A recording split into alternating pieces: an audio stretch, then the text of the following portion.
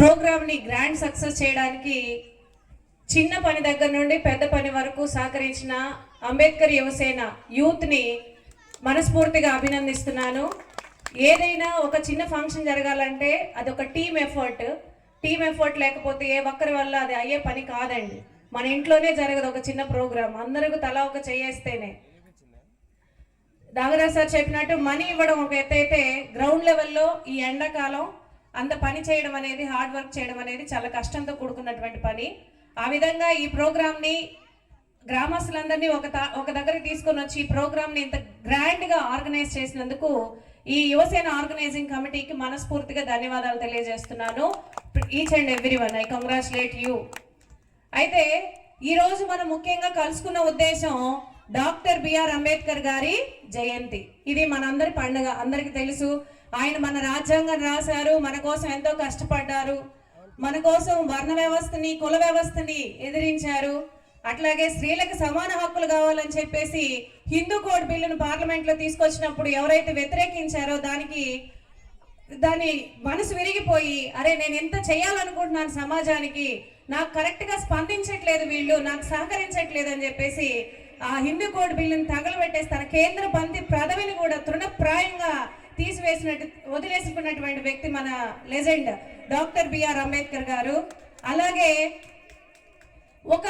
ఇప్పుడు మనం ఇలా కూర్చుంటున్నాం, ఇలా ఫంక్షన్ చేసుకుంటున్నాం, బట్టలు వేసుకుంటున్నాం, ఎస్పెషల్లీ ఆడవాళ్ళవి బ్లౌజులు కూడా ఉండే కాదండి మనకి.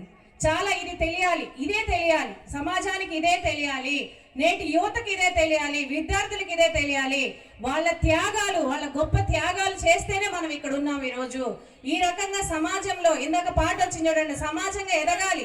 సమాజంగా ఎలా ఎదుగుతాం? రాజకీయంగా ఎదగాలి, ఆర్థికంగా ఎదగాలి, ఆ సాంస్కృతికంగా ఎదగాలి. ఇంకా పాత చింతకాయ ఆలోచనలు, అలాగే పాత పద్ధతులను పక్కన పెట్టేసి మన పిల్లలు బాగుండాలి, మన భవిష్యత్తు తరం బాగుండాలి. దీని అంతటికి కారణం ఏంటి అంటే ఒకటి, మన తలరాతను మార్చేది చదువు ఒక్కటే. మన పిల్లలకి సరైన చదువును కానీ ఇవ్వగలిగితే తరతరాలు మారిపోతాయి, ఆటోమేటిక్గా మారిపోతాయి. ఒక కుటుంబం నుంచి పేదరికంలోంచి బయటకు వస్తే ఆ ఒక్కళ్ళు ఎంతో మందిని ధనవంతులుగా చేయగలిగినటువంటి సత్తా ఉంది అని గ్రహించి చదువుని అందరికీ తీసుకెళ్ళాలి, చదువు అందరికీ ఇవ్వాలి అని చెప్పేసి పిల్లల్ని మళ్ళీ ఎక్కడ పంపించకుండా ఉంటారో పిల్లలు.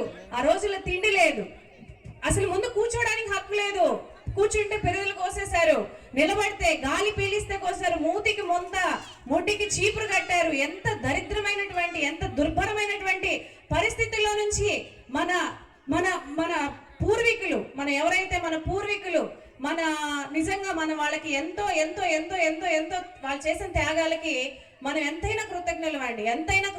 వాళ్ళందరూ చేసిన త్యాగాల వల్ల ఈరోజు మనం చక్కగా మంచి ఐరన్ బట్టలు వేసుకుంటున్నాము, జీన్స్ ప్యాంట్లు వేసుకుంటున్నారు, చక్కగా చీరలు కట్టుకొని ఎక్కడ సాంస్కృతికంగా, రాజకీయంగా, సామాజికంగా. ఇప్పుడు మేము ఒక స్కూల్ నడుపుతున్నాం, మేడం గారు సర్పంచ్ అయ్యారు, అలాగే మీరందరూ ఇక్కడ వచ్చి కూర్చున్నారు, మనందరం కలిసి ఒక వేడుక చేసుకుంటున్నాం. వీటన్నిటికీ కారణం ఏంటి అంటే డాక్టర్ బిఆర్ అంబేద్కర్ గారు ఇచ్చినటువంటి రాజ్యాంగం. అదొక్కటి మన దగ్గర లేకపోతే అసలు మనం ఎవరు లెక్కలో ఉంటామా? అసలు మనం చంపేస్తారు లిటరల్గా. మనం ఎవరికి అవసరం లేని వాళ్ళం. అసలు మన నీడ తాకితేనే ప్రమాదం, మన వాళ్ళ దారి నడిస్తే ప్రమాదం, మన గాలి సోకితే ప్రమాదం.